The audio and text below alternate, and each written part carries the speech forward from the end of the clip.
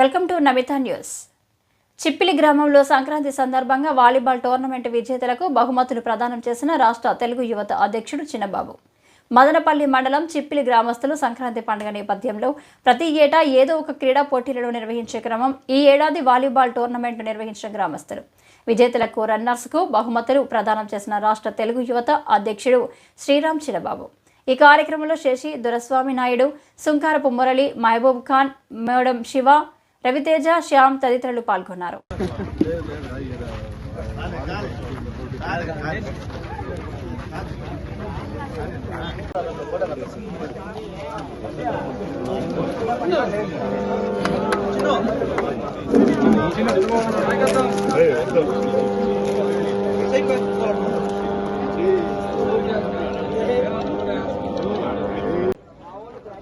ఈరోజు చిప్పిలి గ్రామం అంటేనే మదనపల్లి నియోజకవర్గంలో ఒక ప్రత్యేకత ఉంది. ఎప్పుడు కూడా అందరికీ నేనుంటాను, ముందుంటాను అన్నటువంటి వ్యక్తి ఎవరైనా ఉండారంటే ఈ మదనపల్లి నియోజకవర్గంలో మనం చెలుపుతాం. అటువంటి మరి పిఎస్ఆర్ గ్రూప్ ఆధ్వర్యంలో ఈరోజు ఎంతో మంది యువకులు ఉత్సాహంగా, ఎంతో ఉల్లాసంగా ఈ వాలీబాల్ టోర్నమెంట్ ఆడడం జరిగింది.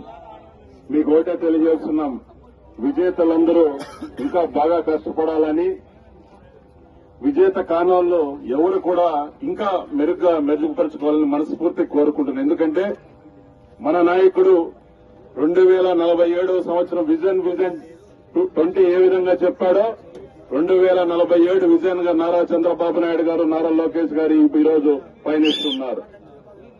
అందులో భాగంగా మన మంత్రి రాంప్రసాద్ రెడ్డి స్పోర్ట్స్ మినిస్టర్, అదేవిధంగా నా మిత్రుడు అనిమేని రవినాయుడు గారు శాప్ చైర్మన్ గా ఎన్నికైన సంగతి మీ అందరికీ తెలిసిందే.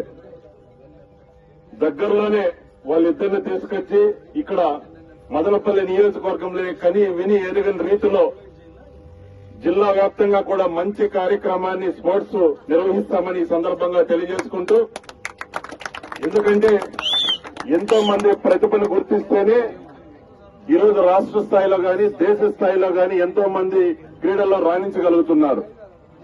ఎవరు ప్రతిభను గుర్తించలేకపోతే ఎక్కడ పల్లెల్లో ఉండేవాళ్ళు పల్లెల్లో ఉంటారు, గ్రామాల్లో ఉండేవాళ్ళు గ్రామాల్లో ఉంటారు, పట్టణాల్లో ఉండేవాళ్ళు పట్టణాల్లో ఉండిపోతున్నారు. కాబట్టి రాష్ట్ర వ్యాప్తంగా కూడా మేము మా మంత్రి రాంప్రసాద్ రెడ్డి గారికి, అదేవిధంగా నా మిత్రుడు రవినాయుడు గారికి చెప్పడం జరిగింది.